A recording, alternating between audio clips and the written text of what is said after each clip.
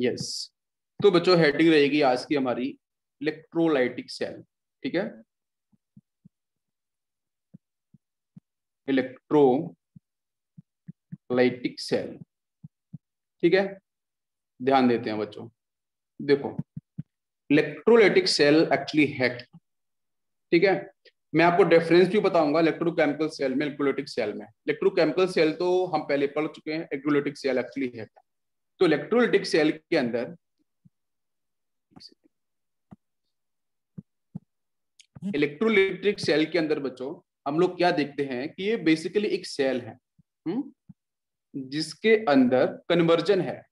और वो जो कन्वर्जन है उसके अंदर बेटा, जैसे हम लोग इलेक्ट्रोकेमिकल में क्या पढ़ते हैं, chemical energy converted into electrical energy. तो यहाँ पे क्या होगा कि जो इलेक्ट्रिकल एनर्जी होगी वो कन्वर्ट होगी केमिकल एनर्जी के अंदर।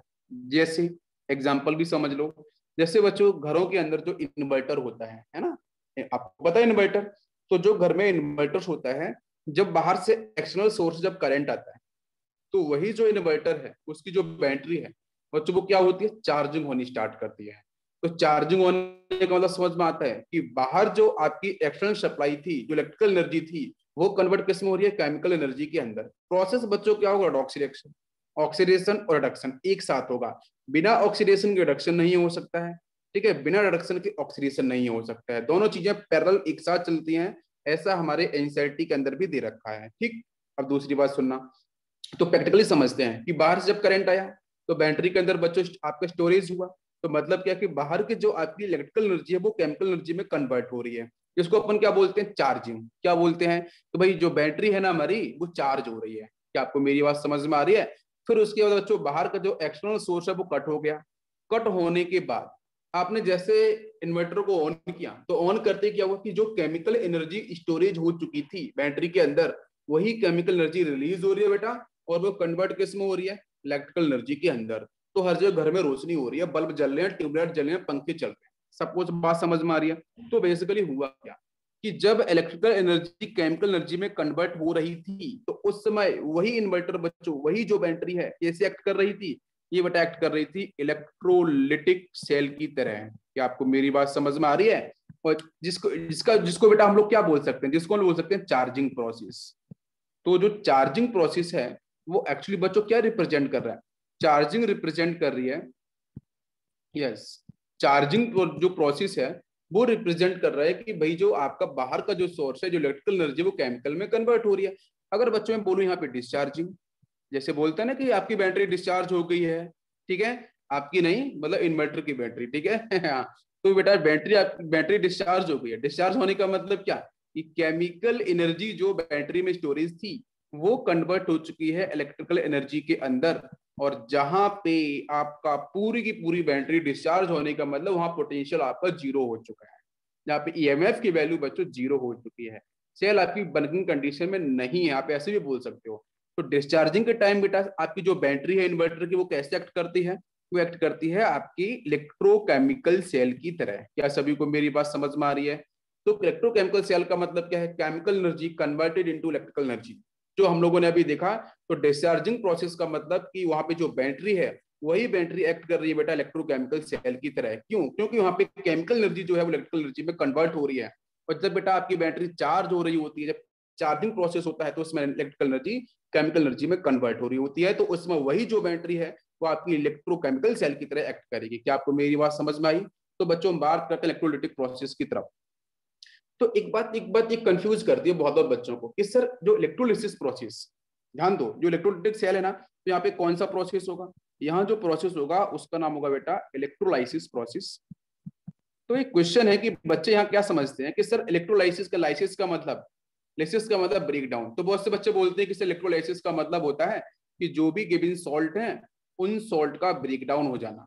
बेटा break down is wrong answer, ठीक है। जो बच्चे बोलते हैं कि सॉल्ट्स का टूट जाना, जब बाहर से हम सोर्स को सप्लाई करते हैं एक बीकर के अंदर जिसमें सॉल्ट भरा हुआ है, ठीक है, जैसे यहाँ पे मान लो चलो इस बीकर के अंदर सॉल्ट यहाँ पे फिल है, और यहाँ पे मैंने 2 इलेक्ट्रोड इस तरीके से लगा दिए और बाहर मैंने यहाँ पे एक्सटर्नल सोर्स को अप्लाई कर दिया है। जैसे मैंने सोर्स को ऑन किया, तो बच्चे ये समझते हैं कि इलेक्ट्रोलिसिस का मतलब है कि वहां पर जो सॉल्ट है वो डिसोसिएट हो गया। नहीं बेटा, भाई यहाँ पे डिसोसिएशन वाली बात नहीं होती है।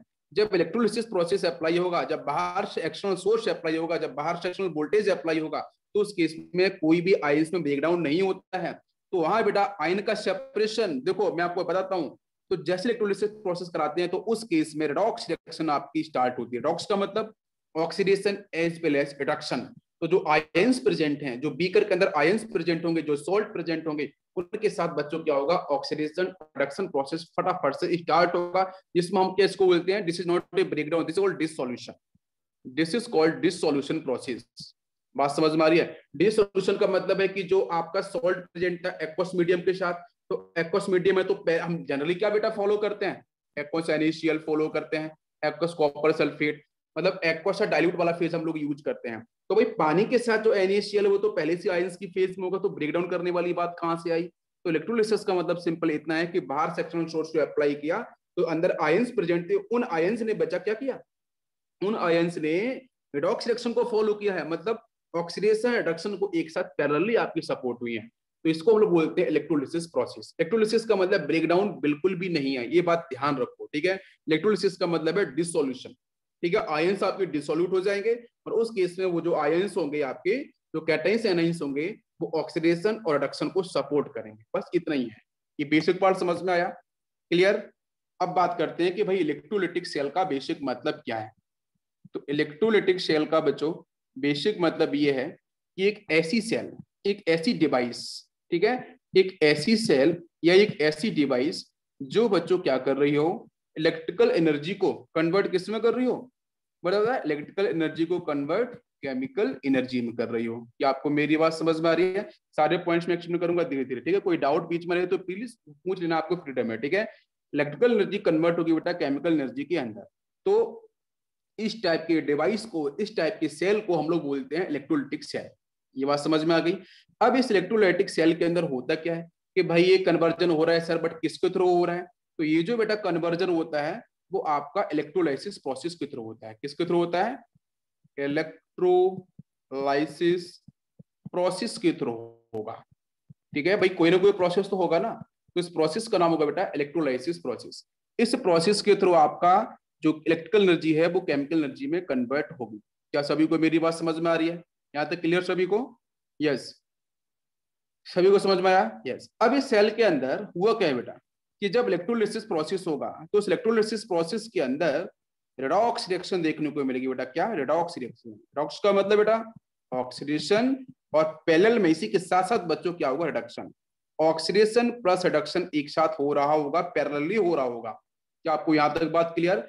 अब जब ऑक्सीडेशन होगा, जब रिडक्शन होगा, तो ऑक्सीडेशन का मतलब increase in oxidation number, electrons का रिलीज करना। रिडक्शन का मतलब भाई देखो बेसिक सा कॉन्सेप्ट है, क्लासिकल कॉन्सेप्ट होता है डॉक्स के अंदर, एक होता है इलेक्ट्रॉनिक कॉन्सेप्ट, ठीक है। कोई किसी पे डिपेंड नहीं है, सब कुछ फ्रीडम है, सब कुछ फ्री है, आयंस भी फ्री है। तो क्लासिकल कॉन्सेप्ट में होता है addition of most electronegative atom, या release of addition of oxygen, release of most electropositive atom, release of hydrogen. तो हाइड्रोजन का एडिशन होना, इलेक्ट्रोपॉजिटिव एडिशन का, आपके इलेक्ट्रोपॉजिटिव एलिमेंट का एडिशन होना, तो वो सारा का सारा आता है क्लासिकल के अंदर, ठीक है।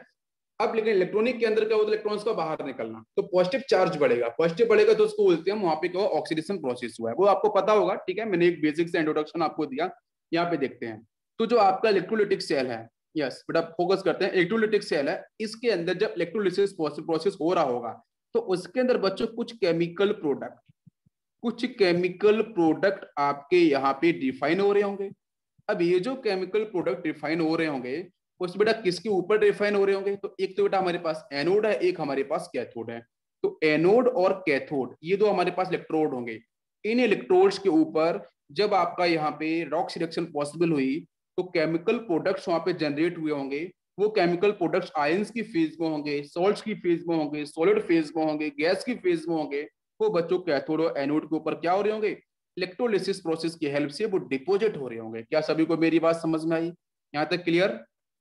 लेकिन ये जो पूरा सीन चल रहा है, रॉक्स रिएक्शन हो रही है, इलेक्ट्रोलिसिस हो रहा है, आपके गैसेस का, आपके सॉलिड का, आपके आयंस का डिपोजिशन हो रहा है, ये सब कुछ किसकी प्रेजेंस में हो रहा है? ये सब कुछ बच्चों हो रहा है एक्सटर्नल बैटरी, यही तो हीरो है, एक्सटर्नल बैटरी या फिर एक्सटर्नल सोर्स।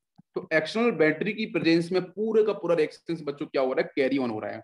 क्या सभी को मेरी बात समझ में आ रही है? क्लियर यहाँ तक?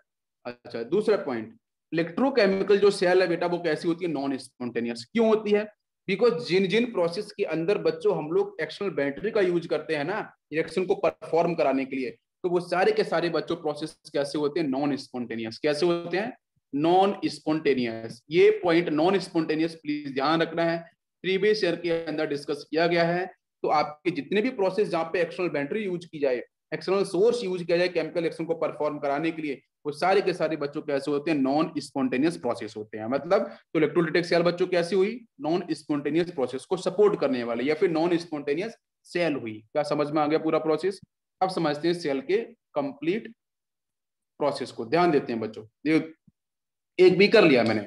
आपको पता है कि इलेक्ट्रोलिटिक जो जो आपका इलेक्ट्रोलिसिस प्रोसेस होगा, तो इलेक्ट्रोलिटिक सेल होती है बच्चों, वो एक बीकर से ही डिफाइन होती है। दो बीकर कहाँ पे यूज करते हैं, इलेक्ट्रोकेमिकल सेल के अंदर। डिफरेंस अभी बताऊंगा थोड़ी देर में, ठीक है? अब ध्यान दो। तो यहाँ बच्चों मैंने क्या किया है, इस तरीके से एक इलेक्ट्रोड मैंने यहाँ लिया है और सेकेंड इलेक्ट्रोड मैंने इस तरीके से यहाँ ले लिया। ध्यान दो, सबको समझ में आएगा।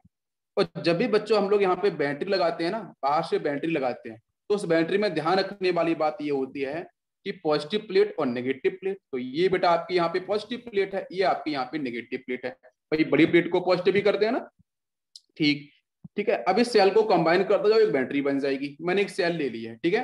अब इसको मैंने क्या किया, यहाँ से अटैच कर दिया, इसको मैंने यहाँ पे अटैच कर दिया, और नीचे मैंने बच्चों क्या किया है, यहाँ पे एक सॉल्यूशन फिल किया है। और सॉल्यूशन बच्चों मैंने सपोज फिल किया है फ्यूज्ड NaCl, या फिर मैं यहाँ पे बोलूं, मैं बेटा बेटर ले सकता हूँ मोल्टन मोल्टन NaCl सॉल्यूशन या एक्वस NaCl सॉल्यूशन मैंने यहाँ पे फिल कर दिया। ठीक है, सभी को बात समझ में आ रही है? बिल्कुल सिंपल। अब यहाँ पे जो आयंस क्या होंगे बेटा, मोल्टन का मतलब Na+ और Cl- आयंस आपके यहाँ पे प्रेजेंट होंगे। सभी को बात समझ में आ रही है? कोई कंफ्यूजन नहीं। Na+ और Cl- आयन यहाँ पे आपके प्रेजेंट होंगे। यहाँ तक सभी को समझ में आ गया? अब समझने वाली बात है कि इन दोनों में से कैथोड कौन सा है, एनोड कौन सा है। तो सुनो बच्चों ध्यान से मेरी बात, दुनिया की कोई भी सेल हो, मैं बोल रहा हूँ कोई भी सोल्ट, कोई भी एनी टाइप, किसी भी टाइप की सेल हो, हमेशा एक बात फॉलो कर रही है, क्या कि अगर आपका यहाँ पे एनोड होगा तो उसके ऊपर बच्चों हमेशा क्या होगा, ऑक्सीडेशन। लिसन केयरफुली बेटा, एनोड पे हमेशा क्या होगा, ऑलवेज, किसी भी टाइप की सेल हो। कैथोड पे बच्चों क्या होगा, रिडक्शन। अरे कैथोड पे क्या होगा, रिडक्शन। बस पॉजिटिव और नेगेटिव जो सिंबल है वो बदल जाता है। ठीक है, अच्छा सुनो, अब यहाँ पे पॉजिटिव नेगेटिव कौन सा, हाँ मेरी बात सुनो, ये बेटा मैं लिखता हूँ F for any type of cell, for any type of cell, किसी भी टाइप की सेल हो, कोई कंफ्यूजन नहीं है। एनोड पे ऑलवेज ऑक्सीडेशन, कैथोड पे हमेशा आपका रिडक्शन ही होगा। ये बात यहाँ तक समझ में आ गई? बहुत ही सिंपल सा। अच्छा अब सुनो ध्यान से कि जब बच्चों हम लोग इलेक्ट्रोलिटिक सेल को डिफाइन करते हैं, तो वहां पे बेटा हम लोग फॉलो करते हैं इनर्ट इलेक्ट्रोड। क्या फॉलो करते हैं, इनर्ट इलेक्ट्रोड फॉलो करते। इनर्ट का मतलब प्लेटिनम हो गया, हाइड्रोजन कार्बन हो गया, है ना? तो इनर्ट इलेक्ट्रोड का मतलब ये होता है जिनकी रिएक्टिविटी बहुत कम है, जो कभी भी रिडॉक्स रिएक्शन में पार्टिसिपेट करते ही नहीं है। अगर मैं यहाँ पे जिंक इलेक्ट्रोड लेता, मैं यहाँ कॉपर इलेक्ट्रोड लेता, तो उस केस में बेटा वो आपके हमेशा क्या होते हैं, अटैक्ड इलेक्ट्रोड होते हैं, एक्टिव इलेक्ट्रोड्स होते हैं, वो रिडॉक्स रिएक्शन में पार्टिसिपेट करते हैं। ये भी प्रीवियस सेशन के अंदर मैं बता चुका हूँ। ठीक है, दो टाइप इलेक्ट्रोड्स होते हैं बेटा, कौन कौन से, एक्टिव इलेक्ट्रोड्स या अटैक्ड इलेक्ट्रोड्स। ठीक है, उनको वो कौन कौन से हैं, कॉपर जिंक, जो आपकी रिडॉक्स रिएक्शन में पार्टिसिपेट करते हैं। और आपके यहाँ पे इनर्ट कौन कौन से होते हैं, इनर्ट का मतलब है नॉन रिएक्टिव। नॉन रिएक्टिव मतलब बेटा जैसे गोल्ड है, जैसे सिल्वर है, जैसे आपका प्लेटिनम है, जैसे पैलेडियम है, वो लेस एक्टिव है, वो रिएक्शन में परफॉर्म करते ही नहीं है, तो उनको बेटा हम लोग यहाँ पे फॉलो करते हैं। तो मैंने क्या लिया, दोनों इलेक्ट्रोड मैंने बना लिया बेटा प्लेटिनम के। किसके बनाए मैंने, प्लेटिनम के। क्या आपको मेरी बात समझ में आ रही है? ये बिल्कुल भी रिडॉक्स इलेक्ट्रॉन में पार्टिसिपेट नहीं करेंगे। अब सुनना प्रोसेस होगा कैसे। जैसे बच्चों मैंने इस सेल को ऑन किया, जैसे मैंने सेल को ऑन किया तो क्या सीन होगा, समझो ध्यान से। सीन कुछ ऐसा होगा कि भाई पॉजिटिव प्लेट यहाँ पे है, और आपको अच्छे से पता है कि यहाँ पे ये पॉजिटिव प्लेट है, तो ये जो आपका यहाँ पे जो ये जो इलेक्ट्रोड होगा, उस इलेक्ट्रोड को हम लोग क्या करेंगे, ये जो पॉजिटिव पार्ट दिख रहा है ना, सेल का जो पॉजिटिव पार्ट है, उस पॉजिटिव पार्ट की तरफ से, उस पॉजिटिव पार्ट की साइड से यहाँ पे पॉजिटिव चार्ज डेंसिटी क्या होगी, मैक्सिमम, जिसकी वजह से हम लोग क्या करते हैं, ये जो आपका इलेक्ट्रोड है उसको हम पॉजिटिव से रिप्रेजेंट करते हैं, इसको मैं करता हूँ नेगेटिव से रिप्रेजेंट। मतलब एक्सटर्नल बैटरी का पॉजिटिव प्लेट जिधर होगा लेफ्ट हैंड साइड में, तो लेफ्ट हैंड साइड में पॉजिटिव देना है। अगर आपकी एक्सटर्नल वोल्टेज जो बैटरी है उसका अगर नेगेटिव टर्मिनल जिस साइड में होगा, ये इलेक्ट्रोलाइटिक सेल के बारे में बता रहा हूँ, तो वहां बच्चों आपको उधर नेगेटिव साइड ही रिप्रेजेंट करना है। अब ऐसा कैसे होगा वो समझने वाली बात है। तो हुआ क्या बेटा, यहाँ पे Na+ आयन है, Cl- आयन प्रेजेंट है, तो मुझे तो समझ में आ नहीं रहा है कि ऑक्सीडेशन की दर हो और रिडक्शन की दर हो। तो भाई ठीक है, यहाँ पे आपका जो, यहाँ पे देखो, यहाँ पे जो प्रेजेंट है sodium+ ion Cl- ion beaker में प्रेजेंट होगा, ध्यान दो। तो रिएक्शंस को हम लोग बताने वाले हैं। दोनों ही इलेक्ट्रॉन्स आप किसके हैं, प्लेटिनम के हैं, ये भी प्लेटिनम का है और ये भी आपके प्लेटिनम का है, दोनों ही प्लेटिनम इलेक्ट्रोड लिए हैं। अच्छा, अब Cl- कहाँ पे जाए और सोडियम+ के, आपको बहुत अच्छे से पता है कि भाई जिधर पॉजिटिव आपका टर्मिनल डिफाइन किया जाएगा उधर बच्चों नेगेटिव पार्ट मूव करेगा। भाई पॉजिटिव नेगेटिव अट्रैक्शन करता है, सिंपल सी बात यही है। तो क्या हुआ कि जो Cl- होगा बच्चों किधर जाएगा, टुवर्ड्स पॉजिटिव प्लेट, तो Cl- उधर गया और सोडियम+ बच्चों कहाँ जाएगा, नेगेटिव प्लेट की तरफ।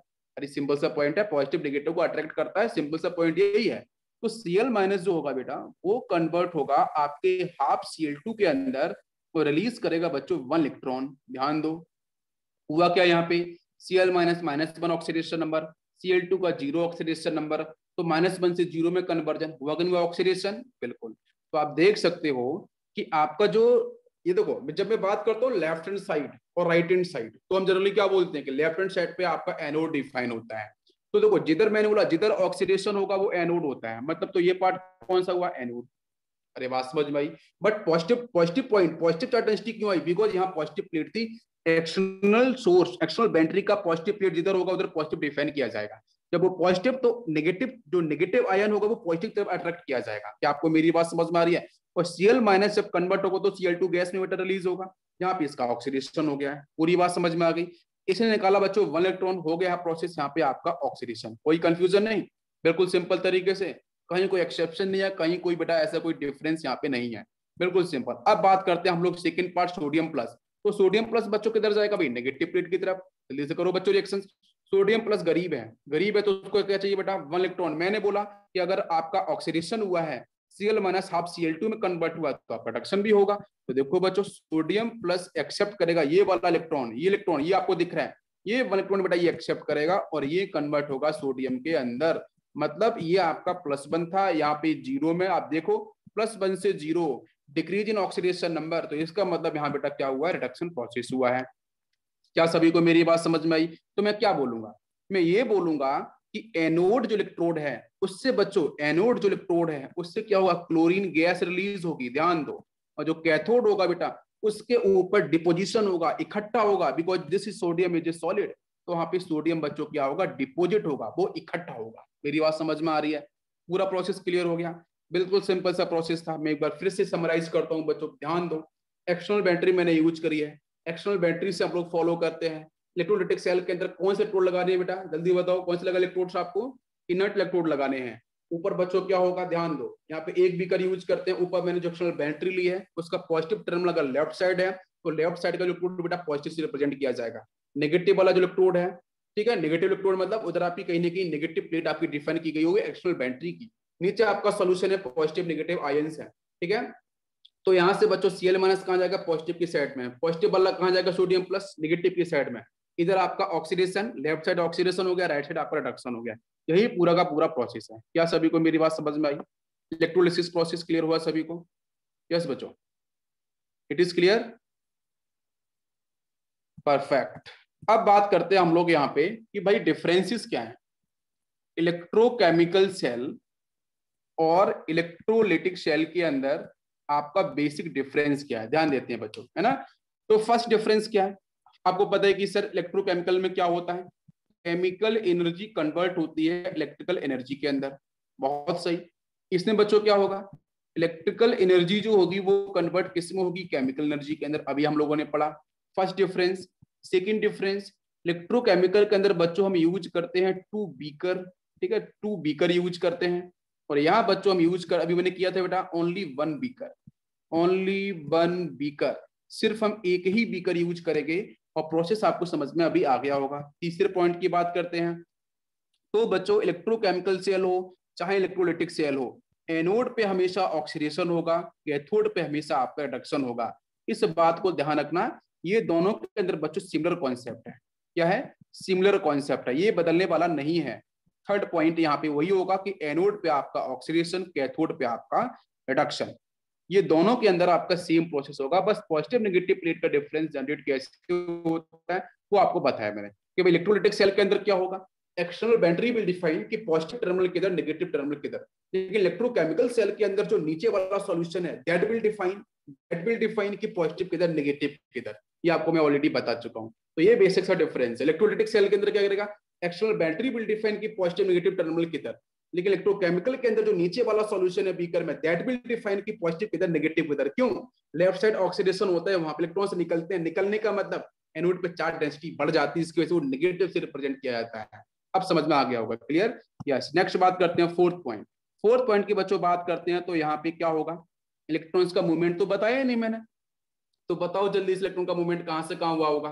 तो मैंने आपको अभी बताया था कि हाँ इसमें बताओ जरा, लॉन तो इलेक्ट्रोकेमिकल सेल के लिए वर्क करता है, इलेक्ट्रोलाइटिक के लिए वर्क नहीं करता है, इसलिए यहाँ पे ध्यान रखना है। अभी मैं बताया कि इलेक्ट्रोलाइटिक सेल के अंदर इलेक्ट्रॉन्स का मूवमेंट कहां से कहां होता है भाई, सब एनोड से कैथोड की तरफ, बस पॉजिटिव नेगेटिव का टर्म है चेंज। यहाँ पे बेटा क्या होगा, एनोड पॉजिटिव, कैथोड कैसा होगा, नेगेटिव। इलेक्ट्रॉन्स का मूवमेंट तो सर यही होगा दोनों जगह, बिकॉज क्यों, ऑलवेज एनोड पे ऑक्सीडेशन, कैथोड पे रिडक्शन, तो एनोड इलेक्ट्रॉन निकालेगा, कैथोड की तरफ भेज देगा। अच्छा इधर बताओ इलेक्ट्रोकेमिकल सेल में क्या होता है, लॉन तो याद होगा सभी को, left side oxidation, anode is negative, तो एनोड यहाँ पे नेगेटिव होता है। क्यों, बिकॉज नीचे वाला जो सॉल्यूशन भरा है बीकर में वो इलेक्ट्रॉन्स को निकालेगा, तो चार्ज डेंसिटी ऊपर बढ़ जाएगी, नीचे नेगेटिव चार्ज डेंसिटी बहुत हो जाए, पॉजिटिव चार्ज डेंसिटी मैक्सिमम हो जाएगी, पोटेंशियल डिफरेंस क्रिएट होगा जिसको इलेक्ट्रोड पोटेंशियल बोलते हैं, जिसके इलेक्ट्रॉन भागता है बच्चों किधर, एनोड से कैथोड की तरफ। तो यहाँ कोई डिफरेंस नहीं है, एनोड से कैथोड के इलेक्ट्रॉन्स का मूवमेंट होगा, बट इलेक्ट्रोकेमिकल सेल में कैथोड कैसा होता है, पॉजिटिव। अब समझ में आया पूरा, यहां तक क्लियर होगा चार डिफरेंस। आते हैं नेक्स्ट डिफरेंस की तरफ। नेक्स्ट डिफरेंस और लेते हैं बच्चों, लास्ट डिफरेंस है ये, यहाँ पे ले रहा मैंने इलेक्ट्रोकेमिकल सेल, और यहाँ पे आपकी प्रेजेंट है आपकी लिटिक सेल। ध्यान देते हैं, इंपॉर्टेंट बेटा, देखो इजी है। लास्ट आपका स्पॉन्टेनियस कंडीशन, तो electrochemical cell is a spontaneous cell, ये बच्चों स्पॉन्टेनियस सेल। अगर ये स्पॉन्टेनियस सेल है तो इसका मतलब यहाँ पे जो डेल्टा जी होगा या जो बच्चों डेल्टा जी नॉट होगा, standard Gibbs free energy is a useful energy, ठीक है। तो आपकी डेल्टा जी और डेल्टा जी नॉट कैसा होगा, ये दोनों की दोनों वैल्यू बच्चों क्या होंगी, नेगेटिव होंगी। किस केस में, इलेक्ट्रोकेमिकल सेल में, बिकॉज इट इज स्पॉन्टेनियस, ठीक है। यहाँ पे नस्ट इक्वेशन को मैंने प्रूव किया था इसी की हेल्प से। नेक्स्ट बच्चों, मैं ई सेल की बात करूं और मैं यहाँ पे ई नॉट सेल की बात करूं तो वो कैसी होंगी, तो वो बच्चों दोनों की दोनों होती हैं पॉजिटिव। क्या आपको मेरी बात समझ में आ रही है, ई सेल और ई नॉट सेल दोनों के दोनों बच्चों होती हैं positive in case of electrochemical cell. But अगर मैं इलेक्ट्रोलाइटिक सेल की बात करूं तो बेटा ये होता है non spontaneous, this is a non spontaneous cell. अगर नॉन स्पॉन्टेनियस है तो बच्चों कंडीशन पलट जाएगी, कंडीशन पलटेगी तो डेल्टा जी और डेल्टा जी नॉट कैसा हो जाएगा, जल्दी से बता दो मुझे, पॉजिटिव हो जाएगा, बिल्कुल सही। और बच्चों यहाँ से ई सेल कैसा होगा और जो ई नॉट सेल कैसा होगा, इस पे क्वेश्चंस पूछे गए हैं, ये कैसा होगा, नेगेटिव। बहुत बार क्या होता है, ई सेल और ई नॉट सेल निकालते हैं ना, निकालने के बाद पूछते हैं कि प्रोसेस जो सेल है वो स्पॉन्टेनियस नॉन स्पॉन्टेनियस है, और पिछले कुछ लेक्चर्स में स्पॉन्टेनियस और नॉन स्पॉन्टेनियस पे मैं क्वेश्चंस करा चुका हूँ, बिल्कुल वो आपका नेगेटिव होगा। यहाँ तक सभी को बात समझ में आ गई, वेरी इजी। यस, और इलेक्ट्रोलिसिस जो प्रोसेस है बेटा उसका सेशन में पहले कर चुका हूं, ठीक है। आप उस सेशन को एक बार देख लेना, वहां से चीजें आपको क्लियर हो जाएंगी, ठीक है। अगर क्लियर नहीं होती हैं तो आप मेरे साथ डिस्कस कर सकते हो, वो मैं बता चुका हूं, उसको रिपीट करने की रिक्वायरमेंट नहीं है। तो क्या इलेक्ट्रोलाइटिक सेल समझ में आई, प्रोसेस क्लियर होगा, डिफरेंस क्लियर हो गया। अब हम बात करते हैं बेटा स्पेशल केसेस के बारे में, ठीक है। स्पेशल केसेस, स्पेशल केस मतलब वो वाले केस, प्रोसेस तो इलेक्ट्रोलिसिस का ही है लेकिन मैं स्पेशल केस अलग से बताने वाला हूं। जैसे स्पेशल केस में जो बेटा हम लोग फॉलो करते हैं, जहां पे आता है सेल्फ इलेक्ट्रोड, ध्यान दो क्या आता है बेटा, सेल्फ इलेक्ट्रोड, या फिर इसको सेल्फ को हम लोग बोलते हैं एक्टिव इलेक्ट्रोड, ध्यान दो एक्टिव इलेक्ट्रोड, या फिर इसको बेटा बोल सकते हैं अटैक्ड, ATTACKED, अटैक्ड इलेक्ट्रोड। अलग अलग तरीके से इसके नाम है लेकिन बात बच्चों एक ही है, सेल्फ बोलो, अटैक, एक्टिव बोलो, अटैक्ड बोलो, सब कुछ एक ही है। नाम से समझ में आ रहा है क्या, कि जिस मेटल का सॉल्यूशन होगा उसी मेटल का इलेक्ट्रोड हम फॉलो करने वाले हैं, फिर वहां पे रिएक्शंस को देखेंगे। समझ में आ रहा है, जैसे जैसे बच्चों लिया मैंने कॉपर सल्फेट सॉल्यूशन, ध्यान दो मैंने लिया कॉपर सल्फेट एक्वस, तो कॉपर सल्फेट एक्वस लिया और मैंने यहाँ पे, ये तो आपका यहाँ पे सॉल्यूशन है, और मैंने इसके लिए बेटा जो इलेक्ट्रोड फॉलो किया है जो मैंने यहाँ पे इलेक्ट्रोड फॉलो किया है वो आपका कॉपर का इलेक्ट्रोड है। तो इसका मतलब क्या कि जिस मेटल का सॉल्यूशन अगर उसी मेटल के इलेक्ट्रोड को यूज करते हैं तो बेटा उसको बोलते हैं हम लोग क्या, सेल्फ एक्टिव या अटैक इलेक्ट्रोड बोलते हैं। क्वेश्चंस बहुत आते हैं इसके ऊपर। अब एक क्वेश्चन है कि एक्शन पूरी प्रोसीड हुई, एक्शन पूरी प्रोसीड हो रही है, सबको समझ में आ रहा है। अच्छा, अब क्वेश्चन हमारा है कि कैथोड पे एक्शन कौन सी होगी और एनोड पे कौन सी होगी। इलेक्ट्रोलाइटिक प्रोसेस है, सब कुछ क्लियर हो रहा है। एक ही बीकर है, कैथोड कैसा होगा, नेगेटिव, एनोड कैसा होगा, पॉजिटिव। ये पूरी बात समझ में आ रही है। अब बताओ बेटा, एनोड पर हमेशा क्या होता है, ऑक्सीडेशन, कैथोड पर हमेशा क्या होगा, रिडक्शन। अब मुझे बताओ यहाँ प्रोसीड करिए कि रिएक्शन किस तरीके से फीजिबल हो। तो बेटा कॉपर सल्फेट एक्वस फेज में दे रखा है। तो एक बात ध्यान रखना है बेटा, बहुत से बच्चे सोचेंगे सर यहाँ पे कॉपर +2 प्रेजेंट है, यहाँ पे H+ आयन प्रेजेंट है, यहाँ पे SO4-2 प्रेजेंट है, सर यहाँ पे OH- आयन प्रेजेंट है। प्लीज बच्चों ध्यान दो, जब बेटा एक्टिव या अटैक्ड इलेक्ट्रोड जब फॉलो किए जाते हैं तो उस केस में एक बात बहुत अच्छे से ध्यान रखी जाती है कि जो वाटर मॉलिक्यूल्स है उसका जो डिसोसिएशन है या उसका जो डिपोजिशन है या उसका जो ऑक्सीडेशन रिडक्शन का जो कॉन्सेप्ट है दैट विल न्यूट्रलाइज, वो आपका क्या होगा, न्यूट्रलाइज हो जाता है, उसका पार्टिसिपेशन नहीं होता है। तो उस केस में सिर्फ आपका कौन एक्टिवेट होगा, कॉपर+2 एंड आपका यहाँ पे सल्फेट। तो मतलब कॉपर+2 पॉजिटिव पॉजिटिव वाला पार्ट है तो किधर जाएगा, जल्दी से बताओ मुझे, नेगेटिव के साइड जाएगा, मतलब कैथोड की तरफ भागेगा। तो इसका मतलब यहाँ पे इसका रिडक्शन होगा। तो कॉपर+2 एक्सेप्ट करेगा 2 इलेक्ट्रॉन्स, कन्वर्ट होगा कॉपर के अंदर। अब इलेक्ट्रॉन्स आए कहां से, तो एनोड से, बिकॉज एनोड बेटा क्या होता है, ऑक्सीडेशन। तो इसका मतलब यहाँ पे प्रोसेस समझ लो।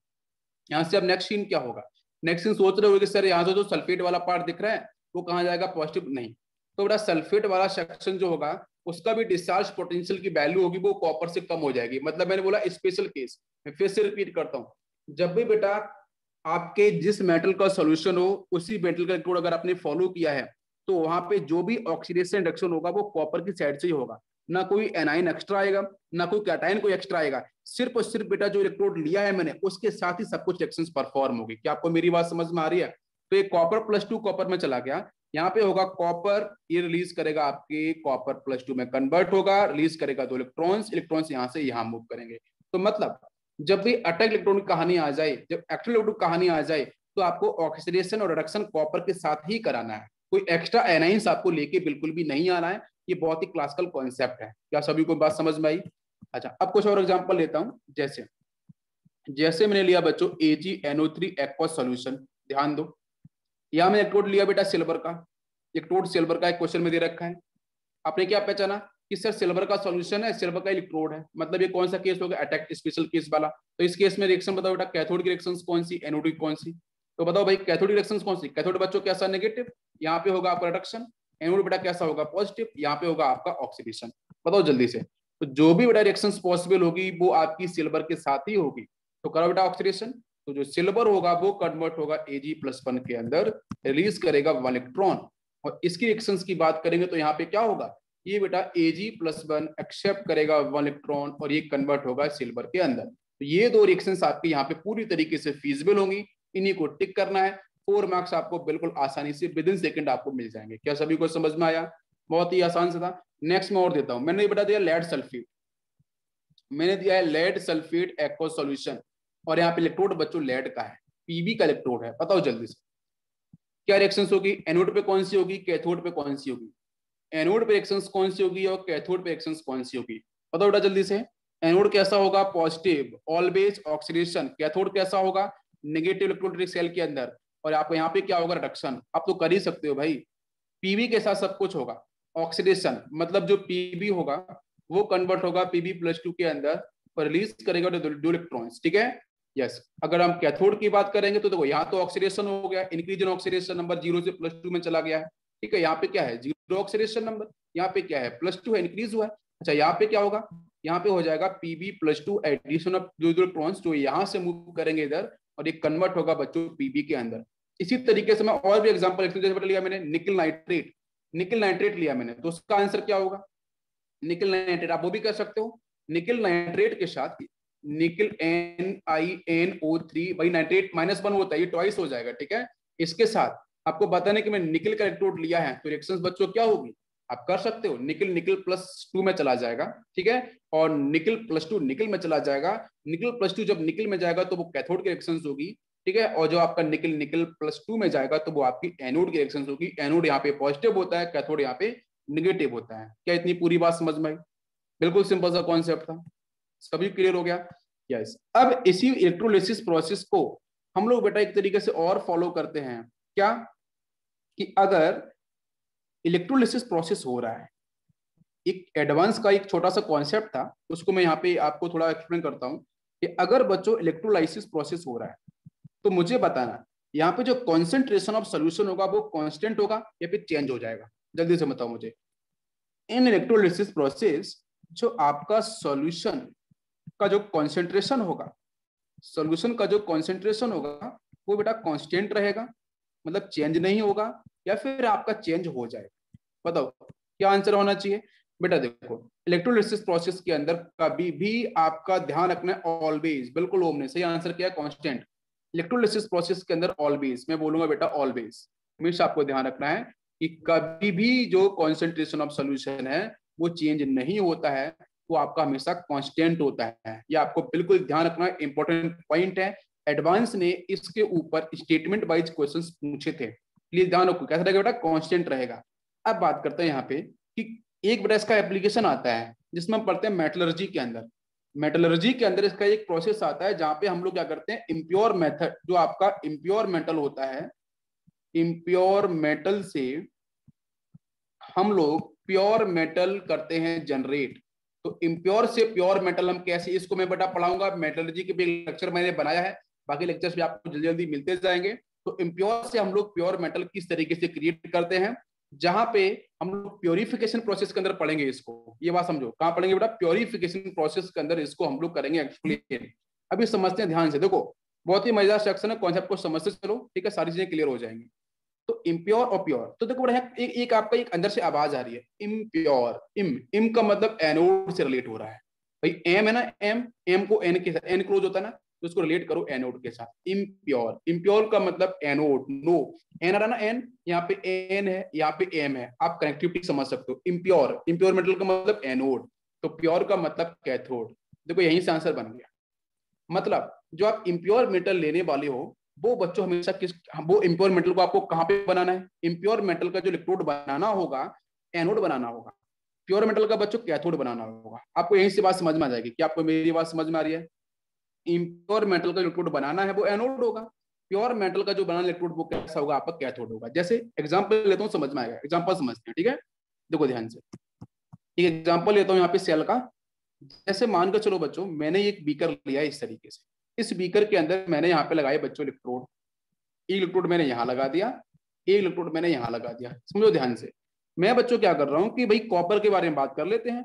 हमें बेटा कॉपर का कोई ऐसा सॉल्ट है जो इम्प्योर फेज में प्रेजेंट है, उसमें कुछ इम्प्योरिटीज प्रेजेंट है, और उस इम्प्योरिटीज को मुझे बाहर निकालना है। तो देखो ध्यान से क्या, अच्छा अब यहाँ से क्या करेंगे भाई, इसमें से एनोड और कैथोड, तो मैं बेटा वैसे फॉलो करूंगा कि भाई ये पॉजिटिव प्लेट है, बड़ी वाली प्लेट, छोटी वाली प्लेट तो नेगेटिव होती है। इसको आपने पढ़ा होगा पहले भी फिजिक्स के अंदर। इसको मैंने इससे कनेक्ट किया है, इसको मैंने इससे कनेक्ट किया है, तो जो प्लेट आपको ऊपर दिख रही है बेटा, तो इसकी वजह से यहाँ पे पॉजिटिव, यहाँ पे आपका नेगेटिव टर्मिनल। आपको पता है कि जो पॉजिटिव इधर तो आपका ऑक्सीडेशन ही होने वाला है, तो मतलब ये आपका एनोड हो जाएगा जहां पे होगा ऑक्सीडेशन। इधर क्या होगा? आपका रिडक्शन होगा, जहां पे आपको क्या बेटा डेफाइन करेंगे हम लोग? कैथोड। ये बात आपने यहाँ पे समझ ली सिंबॉलिक टर्म से। अब सुनो कि जो आपका एनोड है उसकी बेटा क्या बनाना है? इम्प्योर। जो इम्प्योर कॉपर होगा, आपके कॉपर में कुछ इम्प्योरिटीज होती है, जैसे बेटा कौन कौन सी इम्प्योरिटीज हो सकती है? जैसे आपकी जिंक की इम्प्योरिटी हो, जैसे आयरन की इम्प्योरिटी हो, जैसे सल्फर की इम्प्योरिटी हो, जैसे फॉस्फोरस की इम्प्योरिटीज हो। ये कुछ इम्प्योरिटीज को बोलते हैं एनोड मड, इसको बोलते हैं एनोड मड। ये भी आपका डिस्कस किया गया प्रीवियस ईयर के अंदर। एनोड मड के नीचे कौन कौन से एलिमेंट्स आपको जनरली हाई कॉन्सेंट्रेशन मिलते हैं? तो जिंक है, आयरन है, सल्फर है, फॉस्फोरस।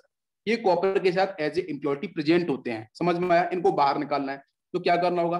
तो बेटा क्या करो कि इम्प्योर कॉपर है जिसके साथ जिंक है, आयरन है, सल्फर है, फॉस्फोरस, सब कुछ प्रेजेंट है, उसको मैंने कट किया और लेके आया बेटा, मैंने एक इलेक्ट्रोड बनाया। वो इलेक्ट्रोड किसका बनाया मैंने?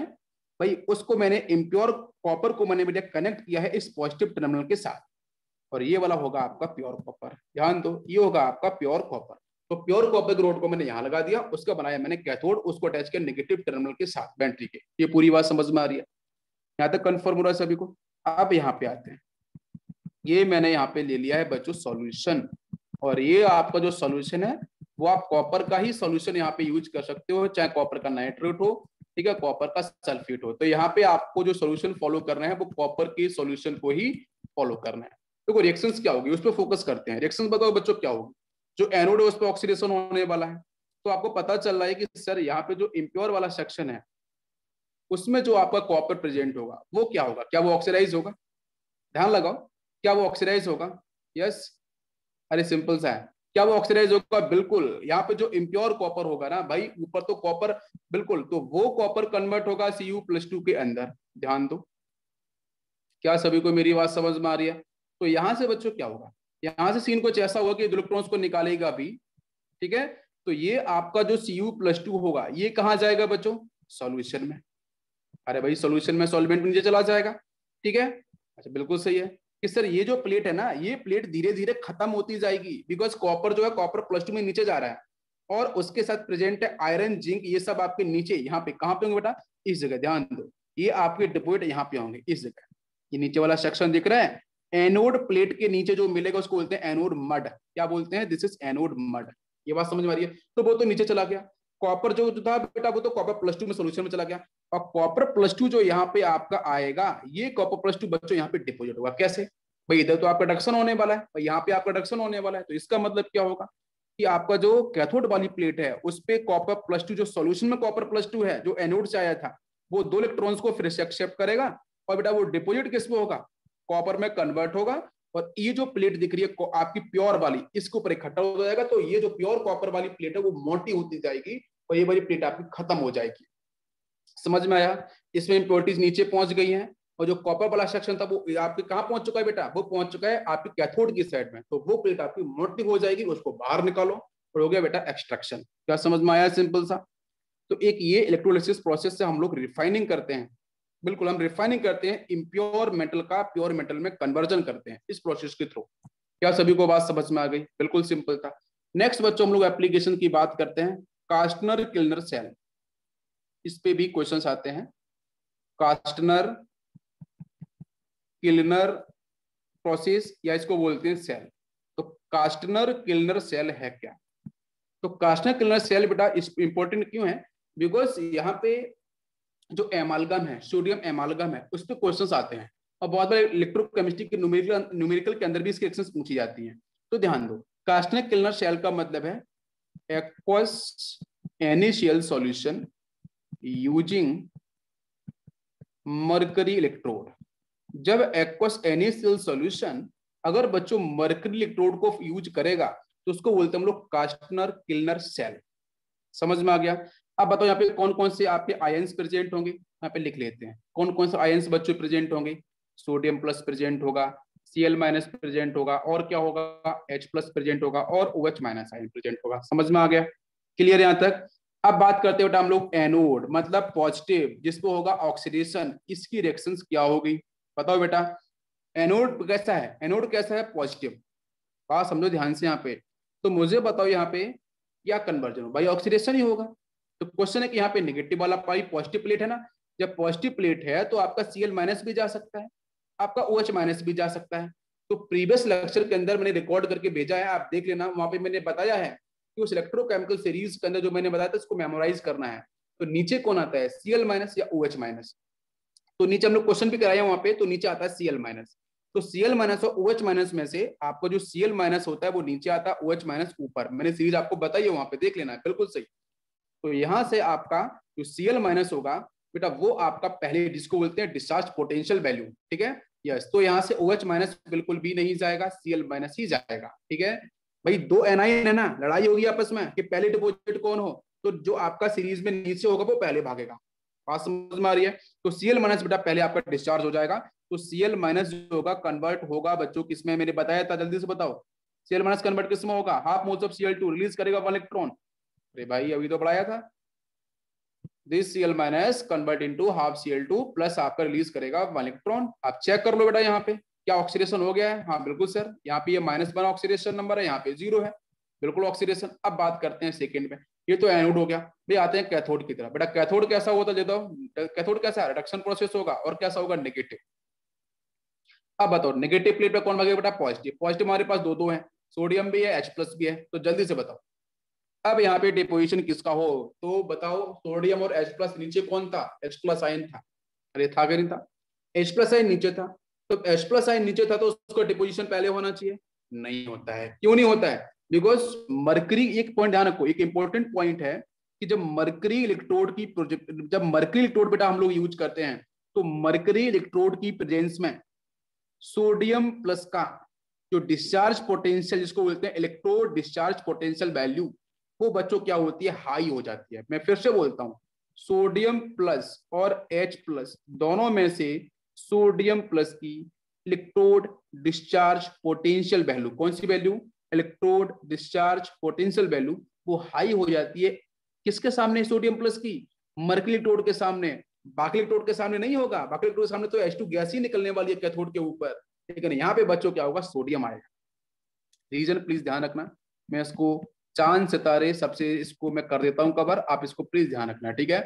सोडियम प्लस का discharge potential in the presence of mercury electrode बच्चों बहुत हाई हो जाता है, जिसकी वजह से सोडियम आपका पहले होगा डिपोजिट। इतनी बात समझ में आई? आया सोडियम +1 के साथ, एक्सेप्ट के बेटा ये वाला इलेक्ट्रॉन इसने यहाँ से इधर से इधर मूव किया है, और ये बेटा कन्वर्ट किस में हो गया, सोडियम के अंदर। क्या सभी को मेरी बात समझ में आई? तो सोडियम बच्चों डिपोजिट किस पे हुआ, जल्दी बताओ, सोडियम डिपोजिट किसके ऊपर हुआ, कैथोड के ऊपर।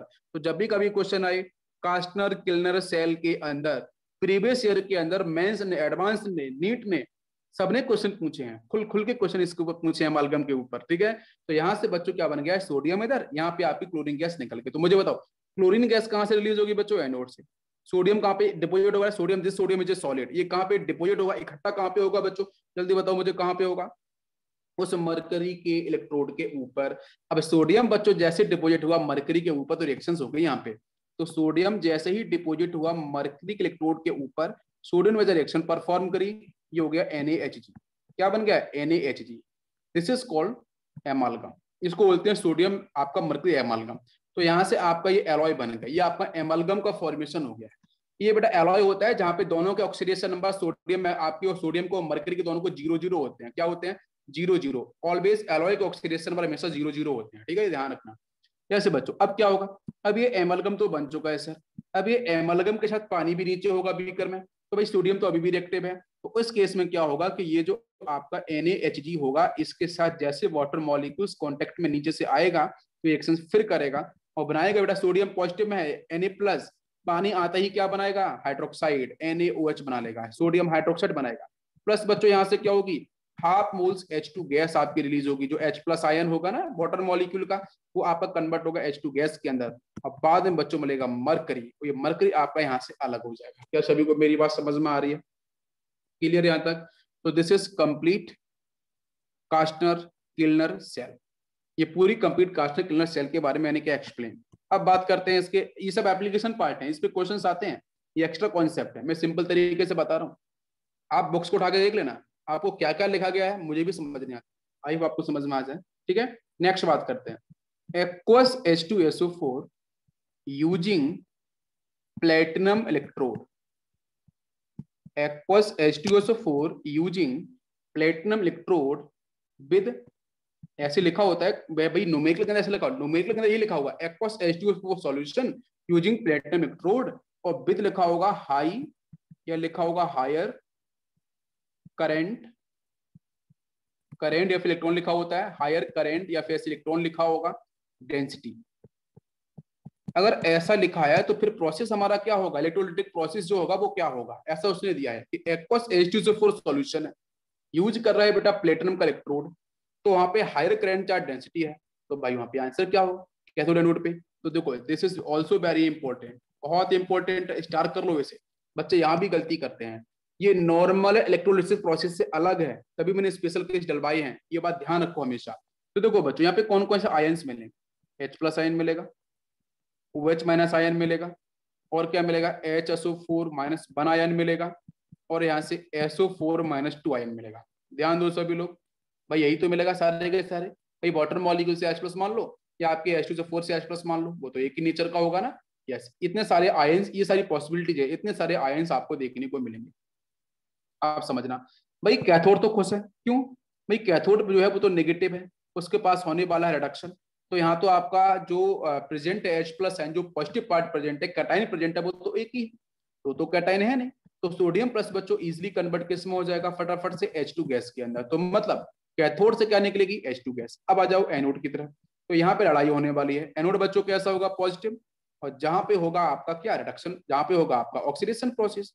अब बताओ तीन तीन आपके नेगेटिव चार्ज प्रेजेंट, तीन तीन आयन प्रेजेंट है, OH माइनस है, बाइसल्फेट है और आपका सल्फेट आयन है। तो यहाँ पे डिपोजिशन किसका हो, तो बच्चों प्लीज ध्यान देना, एक मैं आपको हिंट कर रहा हूं, जब भी कभी क्वेश्चन के अंदर हायर करेंट इलेक्ट्रॉन डेंसिटी वाले केस आते हैं, और ये आपकी प्रीवियस ईयर के अंदर एज इट इज डिस्कस किया गया है एग्जाम्स के अंदर, ये भी बात समझ लो, ठीक है।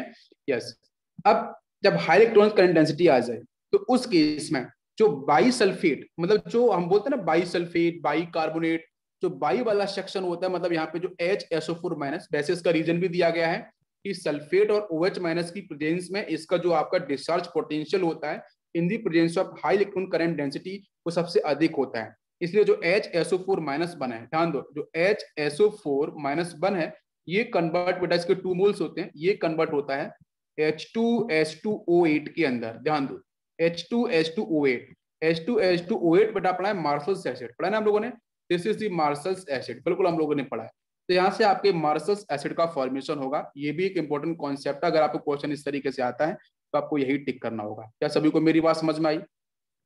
बिल्कुल इजी, ये आपको टिक करना है। नेक्स्ट एक लास्ट कॉन्सेप्ट और इसके अंदर बचा है स्पेशल केसेस के अंदर, अगर बेटा क्वेश्चन में लिखा हो वेरी डाइल्यूट, अगर क्वेश्चन में लिखा हो वेरी डाइल्यूट, तो वेरी डाइल्यूट का मतलब क्या होता है, मोल कॉन्सेप्ट हम लोग पढ़ते हैं, जहां पे कॉन्सेंट्रेशन बच्चों क्या हो, मोलरिटी के साथ है, नॉर्मलिटी के साथ क्या हो, 10 की पावर -5, 10 की पावर -6, 10 की पावर -7, 10 की पावर -8, 10 की पावर -9 एंड सो ऑन, चाहे मोलरिटी के साथ हो चाहे नॉर्मलिटी के साथ हो। अगर ऐसा कॉन्सेंट्रेशन अगर लिखा गया है तो मतलब बच्चों वहां पे पानी बहुत ज्यादा प्रेजेंट है, सॉल्वेंट बहुत ज्यादा प्रेजेंट है, वहां पे सॉल्यूट का कॉन्सेंट्रेशन कम से कम है।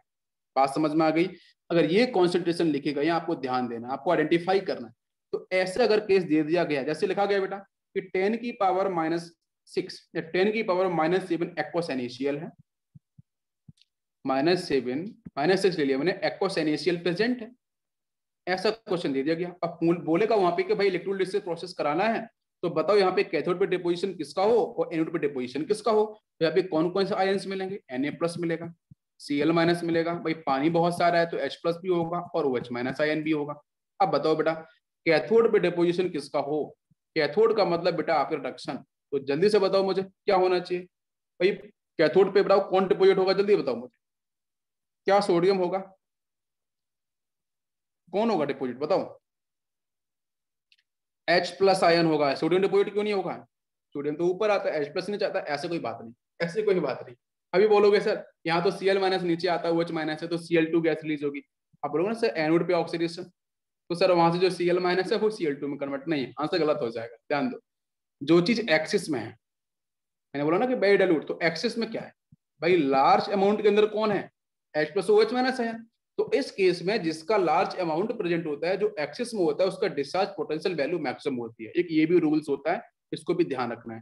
तो ना तो सोडियम प्लस जाएगा ना ही Cl- जाएगा, जाएगा कौन, तो H+OH- है, वही प्रेफरेंस होगा। तो यहाँ पे रिएक्शन क्या होगी, H+ आयन कैथोड पे बेटा कन्वर्ट किस में होगा, H+ आयन कन्वर्ट किस में होगा, H2 गैस में, और OH- आयन कन्वर्ट किस में होगा, O2 गैस के अंदर। तो प्लीज ध्यान दो कि जब भी कभी क्वेश्चन के अंदर बच्चों कोई सा भी सॉल्ट सॉल्यूशन हो, अगर वो वेरी डाइल्यूट वाला केस में है, तो हमेशा वहां पे H2O2 गैस रिलीज, कौन सी गैस होती है, हाइड्रोजन गैस और ऑक्सीजन गैस, यही दो गैस आपकी हमेशा रिलीज होती है। सभी को समझ में आ गया, क्लियर? इसके बाद बच्चों नेक्स्ट हेडिंग आती है Faraday law, Faraday's law, Faraday law of electrolysis. इसके दो प्रोसेस हैं। फर्स्ट बच्चों आता है आपका, फर्स्ट प्रोसेस आता है जिसको हम लोग बोलते हैं फर्स्ट लॉ, और इसके बाद बच्चों आता है नेक्स्ट आता है सेकेंड लॉ। ठीक है, फर्स्ट लॉ क्या है और सेकेंड लॉ क्या है, इसको हम लोग करेंगे नेक्स्ट सेशन के अंदर डिस्कस, बट मैं थोड़ा सा हिंट कर देता हूँ। फर्स्ट लॉ है क्या, first law is nothing, it is simply कि भाई जब आप किसी भी इलेक्ट्रोलिसिस प्रोसेस के अंदर जो बाहर वाली बैटरी आप लगा रहे हो, उस बैटरी पे डिपेंड करेगा, प्लीज बेटा ध्यान देना। तो वहां पे क्या होता है कि जो बाहर की आपने बैटरी लगाई है, तो बैटरी लगाने के बाद बच्चों क्या हुआ है, हम फर्स्ट लॉ की बात कर रहे हैं, बैटरी लगाने के बाद एक्सटर्नल सोर्स लगाने के बाद हुआ क्या है बेटा, इलेक्ट्रोलिसिस प्रोसेस हुआ था।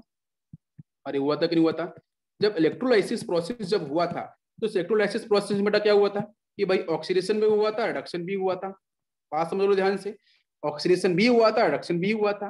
तो समझने वाली बात यह है कि जितनी चार्ज डेंसिटी, मैं फिर से रिपीट करता हूँ, जितनी ज्यादा चार्ज सप्लाई, मैं बोलता हूँ जितनी ज्यादा चार्ज डेंसिटी, या बेटा जितनी ज्यादा चार्ज की सप्लाई बाहर से एक्सटर्नल सोर्स से जितनी ज्यादा होगी, तो डिपोजिशन जो होगा, अमाउंट डिपोजिशन जो भी मेटेरियल्स का होगा, गैसेस का होगा चाहे सॉलिड का होगा, डिपोजिशन कैथोड एनोड के ऊपर उतना ही ज्यादा होगा। तो इसका मतलब क्या हुआ? इसका मतलब ये हुआ कि मास का deposition directly proportional to Q. हो गया आंसर, मास का deposition directly proportional to Q. Directly proportional देखो यहाँ पे एम क्या है, मास का डिपोजिशन है कैथोड या एनोड के ऊपर, क्यू आपका यहाँ पे चार्ज है, चार्ज डेंसिटी है। और बच्चों यहाँ पे अगर मैं डायरेक्टली प्रोपोर्शनल साइन को निकालता हूं तो यहाँ पे आपका क्या होता है, तो एम इक्वल टू क्या आ जाएगा, जेड इंटू क्यू। जेड यहाँ पे क्या है, what is the mean of Z? M तो मास वेट हो गया भाई, केमिस्ट्री मास वेट एक ही होता है, ठीक है। क्यू आपका चार्ज हो गया, इसका डायरेक्टली प्रोपोर्शनल है, जितना ज्यादा चार्ज सप्लाई करोगे डिपोजिशन उतना ज्यादा होगा, ऐसा बोलता है फैराडे लॉ। हम लोग क्वेश्चंस भी करेंगे। जेड बच्चों यहाँ पे क्या है, electrochemical constant, electrochemical equivalent, electrochemical constant या इलेक्ट्रोकेमिकल इक्विवेलेंट है। यहाँ पे जेड की वैल्यू हम लोग डिफाइन करेंगे नेक्स्ट लेक्चर के अंदर, ठीक है। तो बच्चों जब मिलेंगे प्लीज ये ध्यान दो, इस इलेक्ट्रिक फैराडे लॉज में क्वेश्चंस हमेशा आते हैं, एवरी ईयर क्वेश्चंस आते हैं, नीट जेईई में जेईई एडवांस सब जगह क्वेश्चंस आते हैं। इसकी 4 कैटेगरी हैं। इस फैराडे लॉज के ऊपर, 2 लॉज के ऊपर 4 कैटेगरी न्यूमेरिकल्स की मैंने बनाई हैं। उन चारों कैटेगरीज को मैं करूंगा डिस्कस, ठीक है, नेक्स्ट सेशन के अंदर। तो देखो बच्चों, Faraday's laws totally depends upon equivalent concept, not on mole concept. सिर्फ इक्विवेलेंट कॉन्सेप्ट पे डिपेंड करते हैं। यस बच्चों, थिंक